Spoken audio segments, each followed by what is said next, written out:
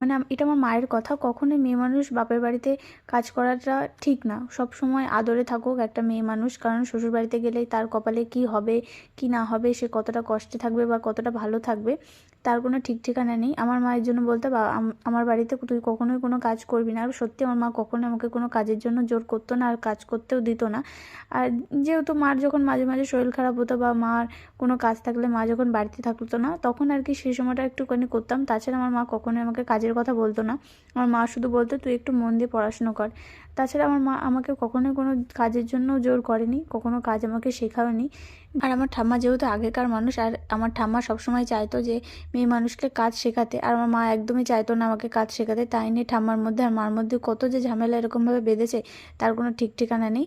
আর এদিকে আমি স্নানটাও কমপ্লিট করে সোজা চলে এসেছি ঘরে। ঘরে হয়ে ফ্রেশ হয়ে নিলাম আর চলে গেলাম সোজা আগে রান্না করতে, কারণ বাবা কখন খেতে চলে আসবে তার কোনো ঠিক ঠিকানা নেই। আর সকালে যেহেতু আলু সিদ্ধ ভাত করেছি, আর সারাদিন খেটে এসে যদি আলু সিদ্ধ ভাত খাই তাহলে একদমই ভালো লাগে না।